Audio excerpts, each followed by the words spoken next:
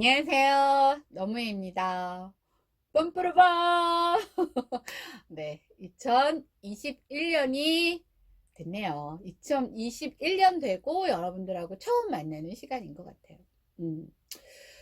2020년이 뭐 우리나라뿐만 아니라 그냥 모든 전 세계에 사는 모든 사람들한테 너무나 큰 이런 어두운, 칠흑같이 어두운 암흑의 시간이었으면 21년에는 좀 이렇게 좀 점점 밝아져서 어머 여기 끝에 하얀색이 없네요. 내 피부가 백옥처럼 하얗면 참 좋을 텐데 누리끼리해서 하여튼 이 블랙보다는 좀 이렇게 좀 나아지는 뭔가 좀 밝아지는 조금이라도 밝아지면 우리가 희망을 갖잖아. 그래 뭔가 이제는 점점 더 좋아질 수 있구나 이런 희망을 갖잖아. 이런 21년이 되기를 제가 간곡히 한번 바라보겠습니다. 응? 자, 그러면 2021년이 됐으니까 제가 좀 쓴 약을 좀 먹이려고 합니다. 제가 말씀드렸나요? 저는 사실은 뭐 저는 대한민국을 굉장히 사랑하는 사람 중에 하나예요. 거기에는 뭐 제가 봤을 때는 누구 못지않게 대한민국을 사랑합니다. 근데 우리 알잖아. 사랑이라는 게 뭐한 짓을 해도 아이고 잘했다. 아이고 잘했다. 아이고 이쁜 내 새끼. 이렇게만 해서는 되는 거 아니라는 거. 예. 그렇게 키우면 자식이 망나니가 된다는 거 아시잖아요. 예. 그래서 뭐 듣던 말던 저는 저 나름의 사랑 방식으로 왜냐면 이 사랑하는 대한민국을 우리 후대에서도 잘 살 수 있게 해줘야 될 거 아니에요. 그러면 잘못된 건 고치고 좋은 건 더 발전시키고 이래야 될 거 아니에요. 근데 제가 살아보니까 뭔가 어떤 터닝 포인트라는 게 있어요. 삶에서. 근데 2020년이 굉장히 암울한 시기였긴 했지만 이 시기가 갖다 준 터닝 포인트의 타이밍이 얘를 알려주려고 하는 게 아닌가라는 섬뜩함이 들었어요. 왜냐면 포스트 코로나 이렇게 얘기를 해요. 그러면 그 이후의 삶은 어떻게 살아야 되냐. 저도 뭐 그거에 대한 뭐 석학들의 뭐 강의도 엄청 많이 듣고 했습니다. 분야는 달라요. 분야는 다 다르지만 공통적인 게 하나 있습니다. 그게 얘입니다. 바뀌면 살아남고요. 우기면 망합니다. 망하는데 어떻게 망하냐? 폭삭 망한다는 거예요. 아주 폭삭. 이게 중요해요. 그러니까 뭐냐면 지금 제가 이제 사람들을 만나면 이런 얘기를 되게 많이 해요. 빨리 코로나 끝나서 옛날로 다시 돌아갔으면 좋겠어요. 뭐 이런 얘기해요. 저도 뭐 그걸 당연히 바라죠. 근데 옛날로 돌아갔으면 좋겠어요가 일상은 돌아갈 수 있어요.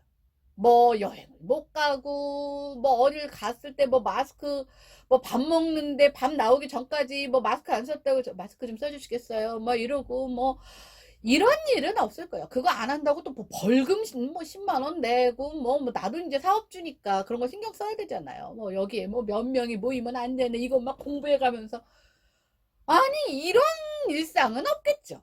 왜 그런 일상은 이게 아유 끔찍하다 끔찍해. 근데 그런 일상이 바뀌어서 뭐 영화도 뭐 심야 영화도 볼 수 있고 뭐 나 노래방 원래도 못 갔지만 요즘에 뭐 노래방 근처도 못 가봤네. 뭐 노래가 어떻게 나오는지 안 까먹었을라나 모르겠어요. 뭐 그런 노래방 가고 싶으면 가고 이제 그런 게 어떤 방역 지침을 어기고 뭐 그런 사업주들이 또 언제 또 문 닫으라고 할까봐 가슴을 막 조이는 이런 일상은 분명히 회복이 될 거라고 생각을 합니다. 그런데 그 일상 말고 우리가 사실은 그런 일상 외에 다른 부분도 그런 옛날의 일상으로 돌아가기 위해서는 어떤 식이 됐어야 되냐면요. 코로나라는 게 딱 들어오면서 우리가 전면 멈춤이라는 거 있죠. 그게 돼야 돼. 우리 어렸을 때 요즘 애들도 하나요? 아파트에서 하는 애들 보니까 했던 것 같기도 하고 얼음땡이라는 게 있었어요. 얼음 하면은 누가 와서 땡 쳐주기 전까지는 이렇게 멈추고 있어야 돼요. 올 수도 몰 수도. 그러니까 코로나라는 게 지나갈 사이에 모든 것들이 올 수도, 그 사이에는 뭐가 달라지고 있으면 안 돼. 이러면 이게 가능해요. 근데 또 인간이 가지고 있는 속성 중에 또 하나가 뭔지 아세요?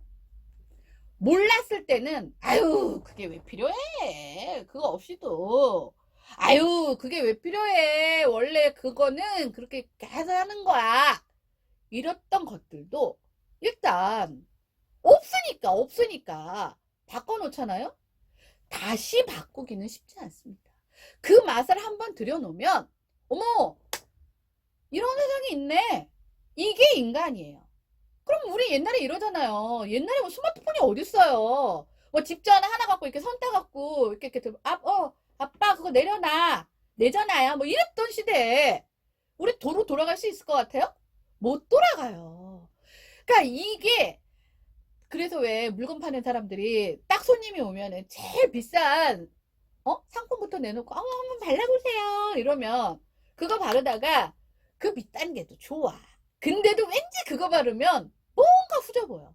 그게 이제 마케팅의 한 전략으로 갈 정도로 인간은 어떤 특정에 적응을 하면 옛날의 과정으로 굳이 돌아가지 않습니다. 그 사이에 변화는 사람들이 생각을 안 하는 거예요.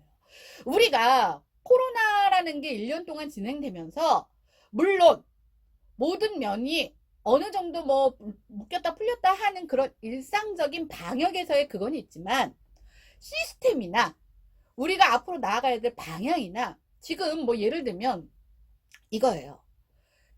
뭐 사람들 모여서 뭐 하지 말아라, 뭐 어쩌고 저쩌고, 코로나 됐더니 자영업자가 너무 힘들어요, 그래서 어쩌고 저쩌고 하면서 뭐가 일단 바뀌었냐면 무인 계산기가 많이 생겼어요. 저희 여기 뭐 다이소 거기를 가도 예전에는 그 계산하는 계산대가 3개인가 4개인가 있었어요.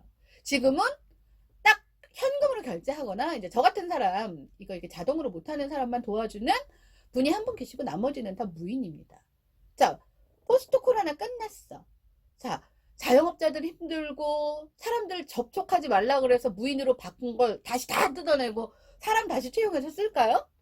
무인에 처음에는 아우 불편해요, 안 돼요 했던 사람들도 몇 번 하면 그 정도 다 합니다. 그러면 그냥 그게 당연히 되는 거예요. 그런데 아직도 에이 괜찮아, 아유 이거 코로나만 끝나면 이제 경제 쫙쫙 옛날처럼 돌아가고 수출 쫙쫙 돌아가고 뭐 어쩌고 저쩌고.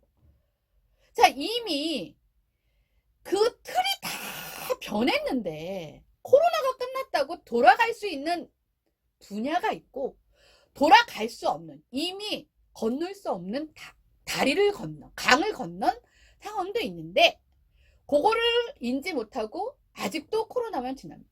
빨리 백신 나와서 이것만 종식되면 모든 것이 나의 옛날에 얼음땡 했던 거기에 풀리는 것 같은 이런 사고와 행동과 방향성을 갖고 계신 분들은 아마도 제가 봤을 때는 망하는 길밖에 없습니다. 그래서 제가 망하게 해드릴 수는 없잖아요. 그래서 2021년도에는 이제는 알리고 바꾸는 것에 제가 조금 더 확산을 시켜서, 개인뿐만 아니라 개인과 사회, 사회뿐만 아니라 사회와 사회, 개인과 개인, 이렇게 조금 더 영역을 넓혀서 여러분들을 좀 바뀌고 알리고 하는 부분에 조금 더 힘을 주려고 합니다. 네. 자, 그래서 오늘이 첫 번째 시간인데요. 오늘은 자, 이걸 준비했습니다. 짠! 자, 제가 이제 2021년이 됐잖아요. 그러면 나이를 또 한 살 먹었어요. 근데 사람들이 몇 살이에요? 이러면 나는 15개월 이렇게 말할까봐 나 본격적으로 사회생활에 하여튼 찐맛을 본 대표 자리를 앉은 건 15개월 됐으니까 그러니까 내 나이 묻지 말라고. 하여튼 15개월 동안 제가 제일 많이 한 일은요, 싸우는 일이에요. 어렸을 때 언니랑 옷 갖고 좀 싸우고, 요즘에도 가끔 싸우긴 하는데 뭐 그것도 뭐 몇 년에 한 번 싸우니까 뭐 싸우면서도 우리도 뭐 웃어. 야 싸워야 크는 거야 막 이러면서 그 정도로 싸움을 제가 많이 안 하고 살았던 것 같은데, 어머 그거에 막 몇 배치로 몰아쳐서 제가 너무 많이 싸워.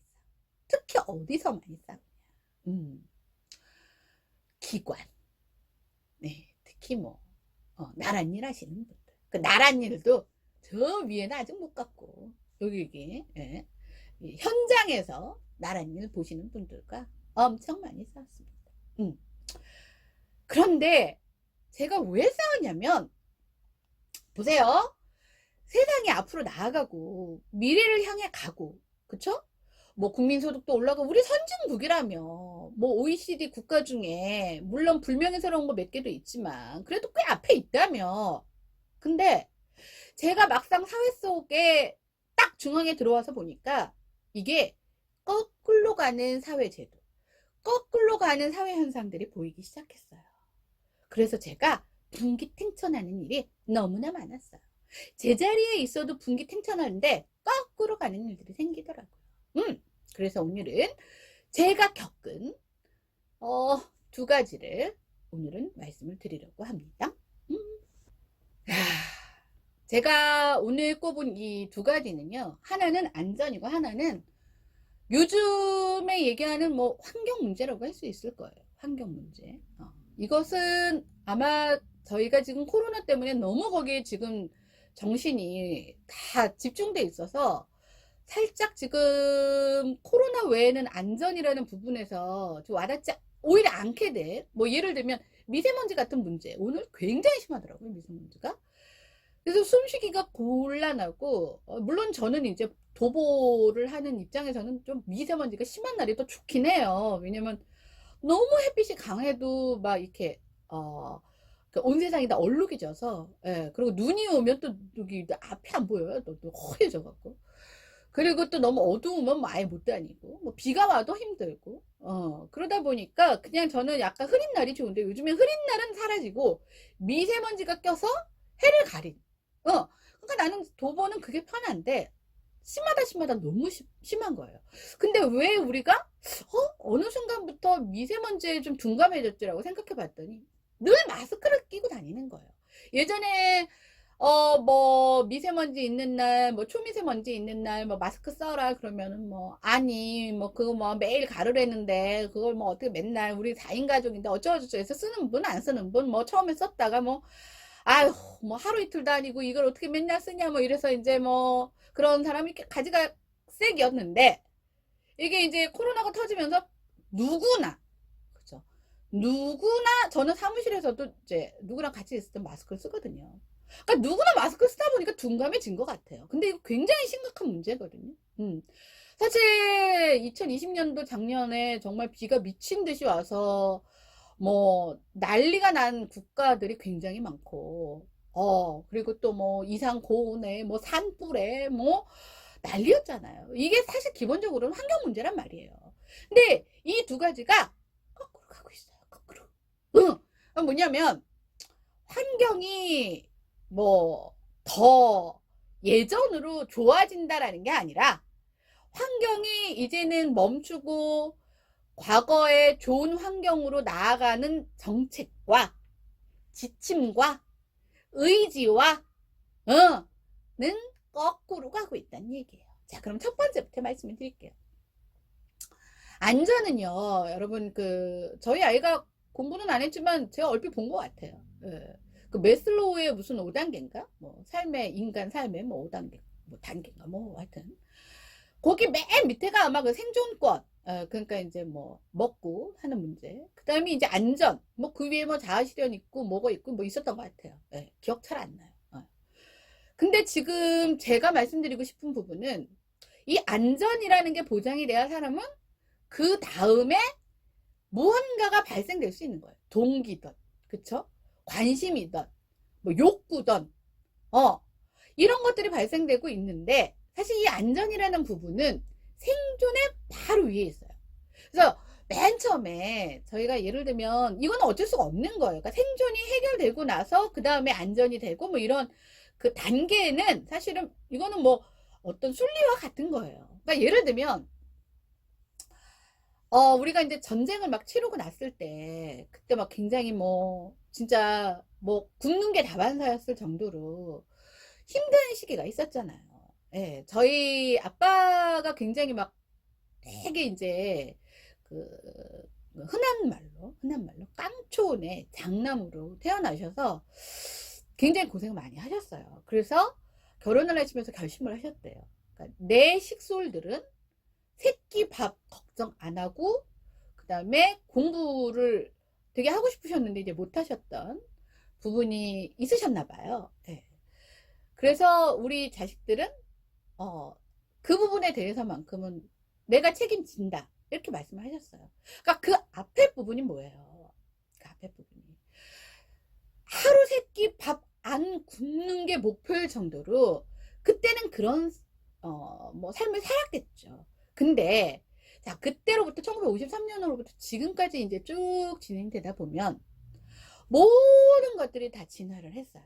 그러니까 뭐 GDP 이런 건 뭐 물론이고, 그다음에 사회 인프라 물론이고, 사람들의 교육 수준, 그쵸? 지금은 뭐 문맹자 뭐 이런 말 거의 안 하잖아요. 근데 발전됐죠. 뭐 가정기계, 과학기술, 뭐 사람들의 의식까지도 많이 달라졌어요. 그래서 뭐 우리 그런 거 있잖아요. 예전에는 뭐 대충 먹고 쓰레기 아무데나 버리고 그래도 요즘에는 뭐 이렇게 경기장에서 하면은 자기 쓰레기 자기가 이렇게 챙겨서 버리기도 하고 하여튼 모든 부분들이 다 나아지고 있는데 제가 너무 황당한 경험을 해서 이 말씀을 꼭 드리고 싶었습니다. 이게 과학기술이라는 건 되게 많이 발전을 했어요. 그래서 예전에 없던 예를 들면 자동차가 하나 생겼다고 칩시다. 자동차가 맨 처음에 생긴 자동차가 이름이 좀 거시기한데 오해하지 말고 들으세요. 시발택시라고 나 발음 이상하지 않았지? 시발택시라는 게 뭐 맨 처음에 나온 자동차였나 봐요. 그러면 이제 자동차가 맨 처음에는 사람 사는 대로 그냥 이렇게 뻥 지나갔겠죠. 한 대는 뭐 그럼 어머 저거 뭐야? 어머 뭐 바퀴가 달렸네 뭐 이러고 봤을 거예요. 마차도 아니고 저건 뭐니? 뭐 이랬을 거예요. 근데 그게 이제 한 대 생기고 두 대 생기고 세 대 생기고 네 대 생기면서 사람들과 뒤섞이고 막 먼지 나고 막 이러다 보니까 안 되겠다. 이거 차도 망가지고 어쩌고 저쩌고 뭐 그 이유는 모르겠어. 그래서 이제 차도라는 게 생겼겠죠. 야 차는 차끼리 다니고 그 외로 사람들이 다녀. 근데 차가 10대 있을 때는 뭐 별 문제가 없겠죠. 뚝뚝 떨어져서. 뭐 언제 한번 잊혀질만 하면 한 대 다니면 되니까. 근데 그게 이제 100대 생기고 1000대 생기고 만대 10만대 100만대 생기면서 얘네들끼리 이제 충돌이 일어나기 시작하는 거예요. 그러다 보니까 뭐가 생긴 거예요. 도로 표지판이라는 것도 생기고 뭐 신호등이라는 것도 생기고 좌회전 우회전 뭐 누가 먼저 뭐 이런 것도 생기고 그러면서 같이 생기는 게 뭐예요? 도로교통법이라는 게 생기고 운전면허 자격증이라는 게 생기는 거예요. 그러니까 자동차 우리 범퍼카 생각하듯이 막 초등학교 애들도 막 요즘에 막 몰고 다니잖아요. 아니 몰 줄 못해서 뭐 그게 뭐 팔다리 있고 앞 보면 다 몰 수 있을 것 같지만 이거는 뭐예요? 사람의 생명과 안전과 직결이 되기 때문에 정말 교육을 받고 자격을 이수한 자만이 차를 운전할 수 있게 한다가 자동차 면허증인 거고 거기에서 발생돼서 배우는 것들이 도로교통법을 배우는 거고 이런 것들이 생기다가 문제가 생기다 보니까 형사소송 뭐 형사법이죠. 뭐 교통 모르겠다. 하여튼 법은 잘 모르겠고 하여튼 형사법이 생기는 거고 그 다음에 뭐 누가 했으면 과실이 누가 몇 프로고 뭐 이런 거 있잖아요. 그 다음에 생기는 게 형사는 그렇다 쳐. 그러면 누가 상해를 입었어. 가해자가 있고 피해자가 있어. 자 그러면 얼마를 어떻게 배상할 거야. 이런 것들에 대한 것들이 생기니까 그 다음에 이제 자동차 보험이라는 게 생긴 거예요. 이렇게 우리는 우리의 안전을 함께 세상이 돌아가면서 서로 다치지 않고 살 수 있는 제도와 규범과 법들이 마련되는 거예요. 그래서 가급적 최소한으로 안전망에서 우리의 편의성을 보장받기 위해서 생긴 거예요. 그래서 예전에는 왜 음주운전도 선생님 이렇게 참으시고 여기 운전하시면 안 됩니다 그러면은 아우 내가 딱 한 잔 했는데 그러면서 막 이렇게 찔러 넣어주고 요즘에는 상상도 할 수 없는 일이에요. 불과 몇십 년 전에는 이런 일들이 분명히 있었어요. 그런데 요즘에는 많은 문제들이 생기고 거기에 대한 목소리들이 담아지면서 뭐 윤청원법, 뭐 민식이법 이런 게 생겼잖아요. 근데 내가 보니까 아직까지는 법원에서 욕을 못 따라오고 있긴 하지만 이건 결국은 그쪽으로 갈 거라고 생각을 해요. 왜?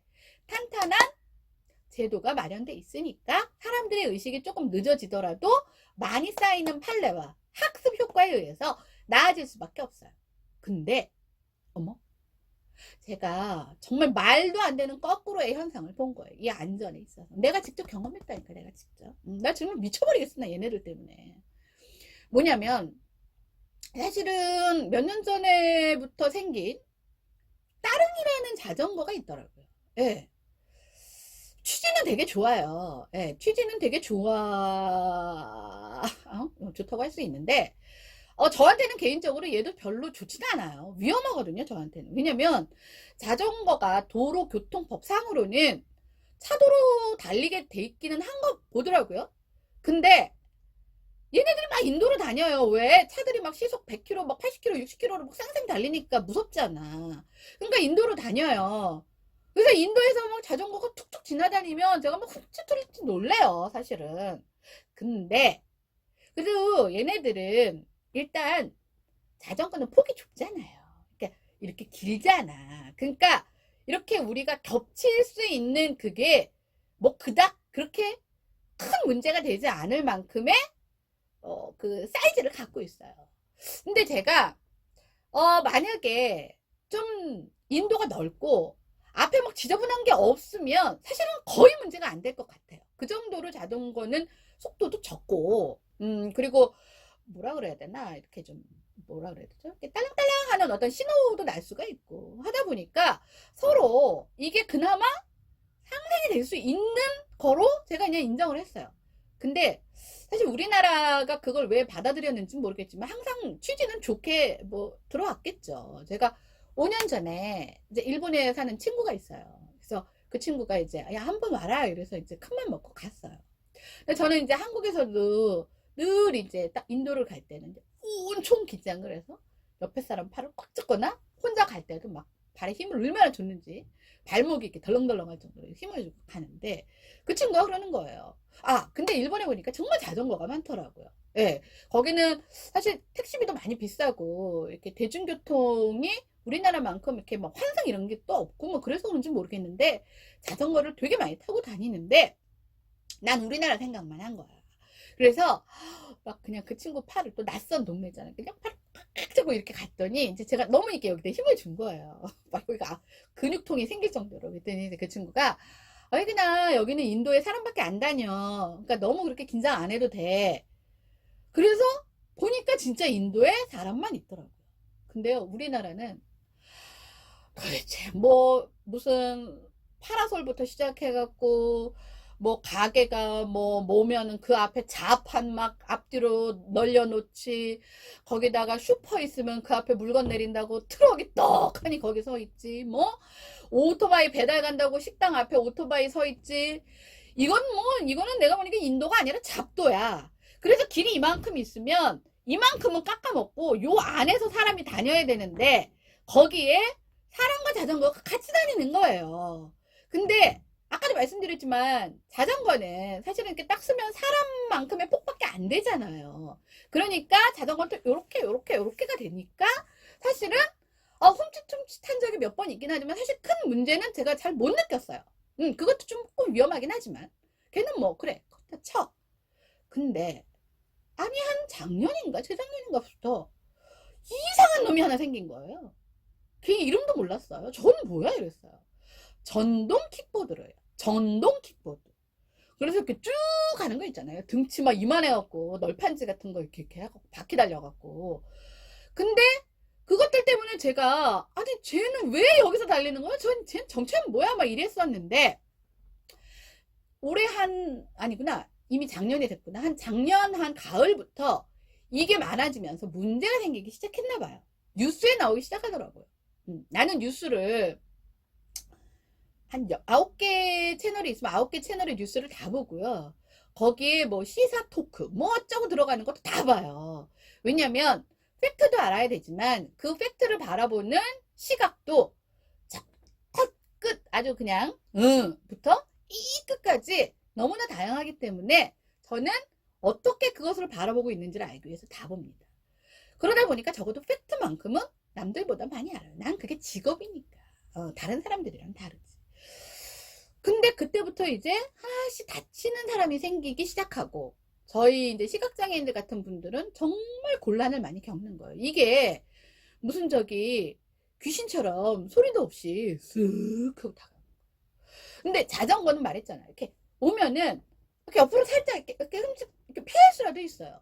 얘 폭이 이렇게 넓다니까. 이렇게 스르르 오는데 아까도 말씀드렸잖아요. 앞에 자판 있고 뭐 거기 화단 또 공사한다고 다 뒤집어 엎고 뭐 여기는 파라솔 깔려 있고 오토바이 서 있고 그게 앞에서 오는데 뭐 어떻게 해야 될지를 모르겠어. 뒤로 간다고 될 일이 아니잖아. 그럼 나 어디로 가야 돼? 나 차도로 가야 돼. 전동 킥보드 피해서 내가 인도에서 내가 개념을 굉장히 중요하게 생각하는 게 거긴 인도예요. 인도에 개가 점령을 하고 사람은 차도로 피해가는. 그리고 얘는 시속이 자전거보다 빨라요. 뭐 규범적으로는 제도적으로는 걔가 20km 미만으로 달리라고 한대요. 아니 엄마가 하려도 안 하는 거. 그냥 20km 이하로 달리십시오. 그럼 걔가 예 알겠습니다. 아니면 처음부터 설계를 20km 이하는 속도가 안 나게 만들어 놓든가 20km 이하로 달리세요는 20km 이상으로도 달릴 수 있다는 얘기잖아요. 그리고 덩치가 이렇게 크니까 바로 브레이크도 안 먹혀. 근데 그거를 갖다가 온 이 좁아 터진 이 가뜩이나 복잡한 서울 시내 한복판을 마구 누비고 다니는 거예요. 그건 제가 아주 막 뒷골이 오싹오싹한 적이 한두 번이 아니었어요. 근데 거기에도 규제가 있었더라고요. 근데 그 규제를 작년 12월 14일부터 푼다는 거예요. 그래서 2달 내내 뉴스에 나와요. 규제가 강화되어야 될 것으로 뭐 인식되고 있습니다. 뭐 빠른 규정이 뭐 다른 무슨 조치가 뭐 필요한 것으로 뭐 한번 뭐 고민해 볼 때가 됐습니다. 아니 고민을 왜 해? 아니 지금 우리 국회의원 숫자 이거 하나 바꾸는 건 일도 아니게 많은데 뭘 고민을 해 바꾸면 되지. 그리고 일단 사고가 나니까. 근데 그 사고가 사람이 죽는 사고는 아니었어요. 그러다 보니까 조금씩만 바꿔놓는 거예요. 원래에서 조금 허벌나게 풀어놨다가 원래보다 원래 정도? 원래 정도는 뭐였냐면 안전모 써라, 면허 취득해라, 그리고 또 하나가 뭐 있었더라? 16세 이상 타라 이거였나 봐요. 근데 그걸 13세로 낮춰놓고 안전모도 안 써도 된대. 그다음 면허 없이도 탈 수 있대. 이게 어떻게? 그러면서 그냥 주위에서 타라는 거예요. 아니 그래서 이게 이해가 안 가는 거야. 모든 도로교통법이든 모든 사회 질서는 사람, 특히 인도에서의 보행자를 보호해야 되는데 얘는 거꾸로 가고 있는 거야. 뭔가 쿰쿰하고 구린 냄새가 났어요. 저건 뭐지? 그리고 왜 맛볼까? 왜 못 바꿔? 지금 개헌해서 헌법 바꾸는 거 말고는 웬만한 거 다 바꾸더만. 아니 바꾸기 쉽잖아. 근데 국민의 안전을 위한 건데 왜 못 바꿔? 하고 내가 그냥 눈을 이렇게 뜨고 봤어요. 그랬더니 그게 민관이 유착된 거랍니다. 네. 우리 옛날에도 무슨 사고 터지면 항상 정경유착이었잖아요. 정경유착. 협치가 돼야 되는데 협치는 안 하고 자꾸 유착을 해버리는 거야. 그러다 보니까 뭔가 경제적으로 이득을 보는 집단과 정치적으로 그것이 필요한 집단 사이에 유착이 되면서 이런 보행자의 안전권보다는 얘가 더 커진 거예요. 이거는 이런 인프라가 만들어지기 전에 몰랐을 때는 그냥 우리 이동수단 편리하면 좋으니까 하고 먼저 나왔다가 사람이 다치는 문제를 한 번도 생각해보지 못했는데 이런 일들이 생기네? 그러면서 체계가 갖춰지는 거지. 이미 되게 잘 만들어진 도로교통법이든 무슨 안전조치법이든 있는데 그거를 굳이 풀어서 다른 규제, 우리가 사업하는 사람들 사업할 수 있는 규제, 뭐 부동산 규제 뭐 이런 거는 다 꼼꼼하게 다 요리 조리 다 막아놓고는 정작 인간의 목숨을 담보로 하는 이런 안전 문제는 허물나게 풀어놓고는 아니 도대체 이게 나는 도대체 나 거꾸로 가나 봐. 난 옛날에는 그나마 사람도 이렇게 뭐라 그랬죠? 이런 수단이 많지 않았기 때문에 오토바이니 뭐 자전거니 뭐 이런 게 기껏 있어봐야 이렇게 손수레 정도밖에 없었을 때 난 차라리 그때가 더 안전했다니까요. 지금은 어떻게 저희 집에서 사무실까지가 50m 정도밖에 안 되는데 사무실에 오면은 막 뒷골이 땡겨요. 그 누구랑 같이 가면 좀 괜찮은데 나 혼자 올 때도 많단 말이야. 근데 나는 세상에서 제일 무서운 게 그 전동 킥보드야. 다른 건 어떻게 해보겠어. 근데 걔는 일단 덩치가 크고 이 길을 다 막고 있으니까 나는 진짜 인도에서 벗어나서 차도로밖에 갈 수 없는 그 당황스러운 상황을 내가 몇 번이나 지금 겪고 있는데, 기껏 뭐 소리 높여서 바뀐 게 시속 20km 이하로 제한하고 뭐야 이것도 공유야, 따릉이처럼. 그러니까 여기서 타갖고 여기다 놓고 다른 사람이 타는 그거 주차 아무 데나 놓으면 이제 발에 이렇게 걸려갖고 이제 시각장애인들이 다쳤나 봐요. 근데 그러면 그거 시각장애인만 다치겠어요? 어? 어르신들도 눈 침침하고 막 이렇게 전방 주시가 조금 젊은 사람들보다 좀 떨어지시는 분들도 다칠 수 있는 거예요. 그거는 우리 집 엄마, 우리 집 아버지, 할아버지, 할머니도 다칠 수 있는 거고, 어린애들도 막 아무 생각 없이 막 앞만 보고 달리다가 오면 그냥 얘네들은 그냥 체구도 작잖아요. 근데 민관이 유착되고, 이 민관이 유착된 사람들은 전동 킥보드 다니는 길로 별로 걸어 다닐 일이 없는 것 같아요. 예. 다들 뭐 관용차나 뭐 자기 소유의 차나 타고 다니면서, 운전기사가 이렇게 몰아주는 차 타고 다니면서 자기네들은 별로 걷는 일이 없으니까 이런 거 말바 아닌가 보다 싶은가 보죠. 우리 같은 사람만, 네, 왜 이 사람들은 국민의 안전보다는 자기네들의 경제적 이득, 이거 분명히 뭐 아는 사람의 누가 이 사업을 뭐 벌였지 않았을까? 이건 나 개인적인 생각이고요. 그 다음에 정치적 이득, 이걸 활용해갖고 이동수단의 편의성을 제공했다, 하나 치적 하나 남기고 싶었나 보지. 이게 치적이 아니라는 걸 내가 아주 그냥 야물딱지게 내가 보여주고 싶은데, 나 진짜 정말 적어도 우리 코로나도 사실은요, 국민의 안전을 담보로 정치적 계산과 이득을 취하는 정권은요 무조건 망하게 돼 있어요. 우리 예전에 전 정부에서 메르스 때 아주 그냥 뼈저리게 느꼈잖아. 뼈저리게 느꼈는데 처음에 별로 발생 안 될 땐 조금 느끼는 것 같은데 요즘 잘 모르겠어요. 난 잘 모르겠어. 나 그 부분은 별로 얘기하고 싶지 않아. 난 이 전동 킥보드, 난 얘를 얘기하고 싶어요. 그게 민관 유착이 됐다는 순간부터 저는 확신을 가졌습니다. 이거 어떻게 됐는지 제가 계속 볼 거예요. 근데 왜 사람들이 꼭 사람이 죽거나 어떤 큰 사고가 생겨야 그때 힘을 모으고 목소리를 높이는지 모르겠어요. 이거 분명히 이 문제 때문에 다치고 이런 소소한 일들이 분명히 있을 거예요. 뉴스에 보도가 안 됐을 뿐이지. 근데 그 사람은 큰 사고가 아니었을 확률이 높아요. 근데 이거 그냥 막 풀어놓고, 규제도 막 풀어놓고 더 많이 이용하게 하기 위해서, 그래야 걔네들은 먹고 사니까 이거 무슨 공유내 하겠고 뭐 돈 없는 사람 있는 사람 상관없이 마구잡이로 막 쓰게 이렇게 풀어놓으면 이거 정말 크게 누군가 하나 희생자가 생길 수 있다는 거, 전 이거 분명히 말씀드리고 싶습니다. 특히 우리 시각장애인들은요, 나는 정말 없어도 되는, 나는 진짜 이런 거 만들어 놓고 자기네들 치적이라고 내세우는 분들이 있으면 내가 찾아가서 정말 요모조모 내가 진짜 밤샘 협상을 해서라도 요 원점 더 강화된 규범으로 바꿔 놓겠습니다. 언제가 될지는 잘 모르겠어요. 자, 두 번째는 환경이에요. 제가 이 부분도 사실 말씀드렸지만 코로나 이전에는 정말 미세먼지로 이러다가 이거 막 방독면 쓰고 살아야 되는 거 아니야?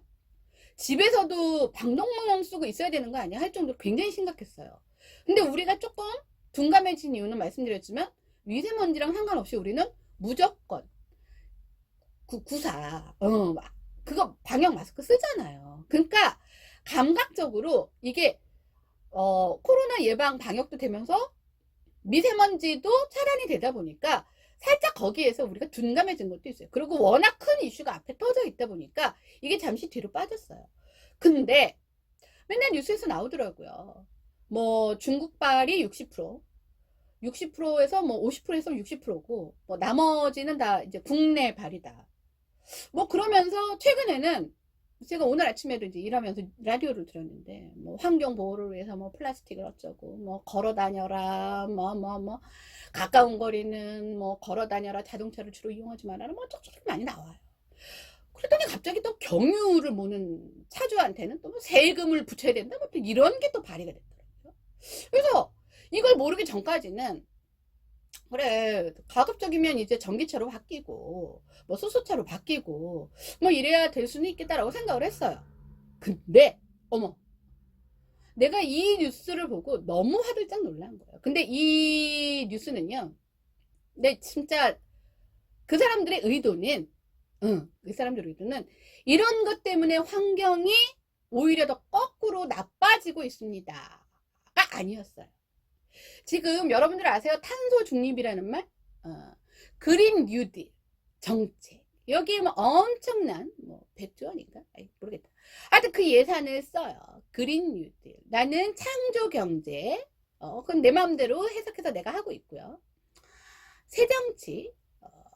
요즘 보니까 완전히 새됐다 새정치인가? 뭔지 모르겠어요. 그거 모르는 채로 나는 또 하나 모르는 게 생겼어요. 그린 뉴딜. 그린 뉴딜.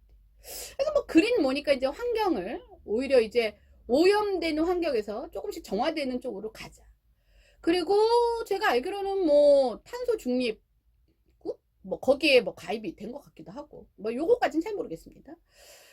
탄소 중립이라길래 이제 그래 우리도 이제 조금씩 진짜 저 원래 그 이렇게 제가 음식 시켜 먹던 그 사이트가 있는데 거기가 음식은 되게 맛있어요. 근데 너무 과포장이야. 그래서 제가 환경을 생각해서 그 집을 이용을 안 한단 말이에요. 그래서 그런 사소한 것들은 저도 되게 실천을 하려고 노력하고 저 항상 그 재활용 버릴 때도 엄청 분리수거 잘해갖고 경비 아저씨한테 칭찬도 받았다 사람이에요.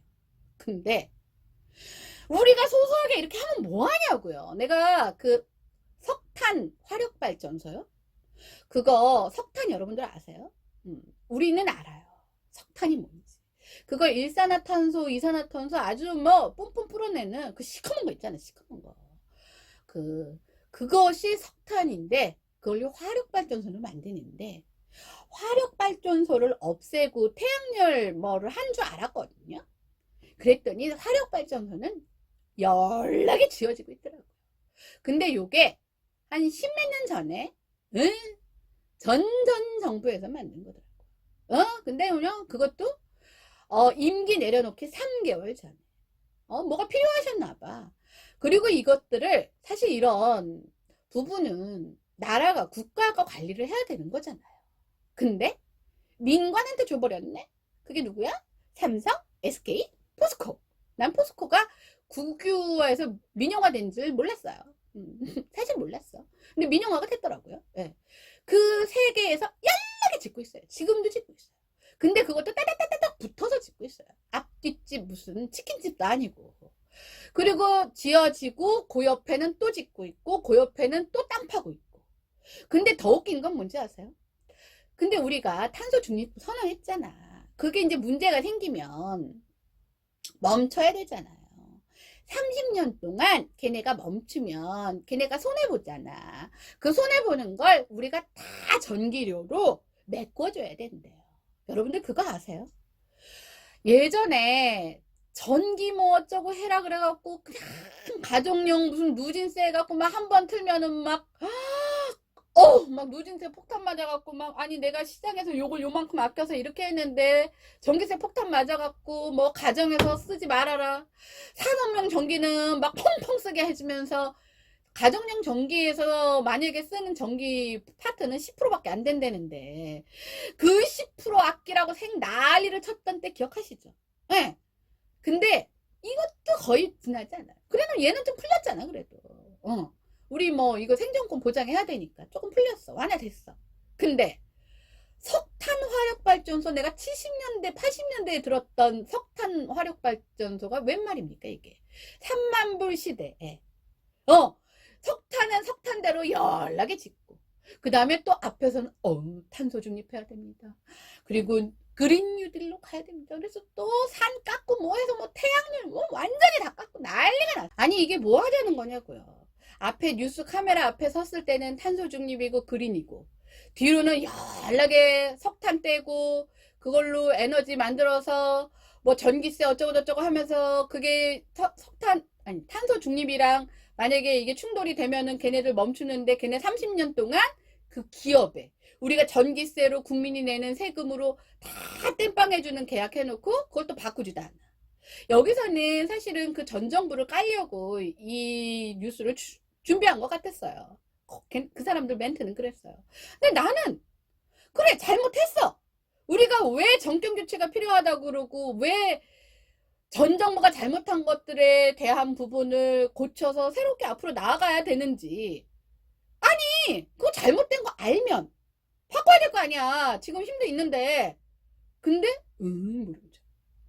그리고 그게 무슨 뭐 계약을 그렇게 했기 때문에 못 바꾼대요. 그리고 또 여기서 말하는 그걸 또 지금 멈추면 여태까지 들어간 돈이 너무 아깝대요. 그럼 쓴다는 거예요. 돈이 들어가서.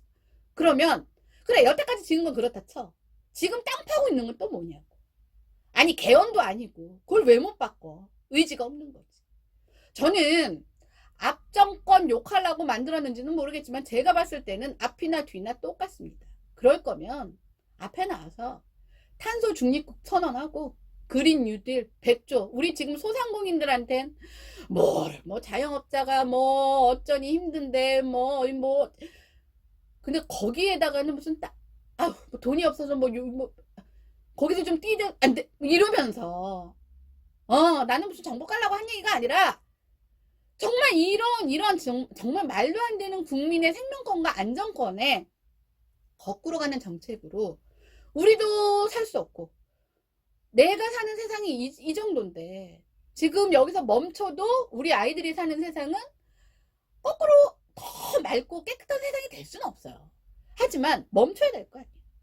제가 얼마나 이 부분에 대해서 제가 이제부터 정말 그냥 안 바뀌어 하지 않고 나서기 위해서 제 나름의 작은 한 발짝을 뛴 것입니다.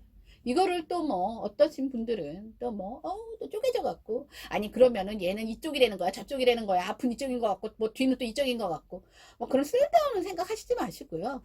팩트로만 받아들이기 바랍니다. 여러분들의 삶, 여러분들의 자식의 삶까지 우리는 이제는 책임져야 될 입장에 서 있다는 거예요.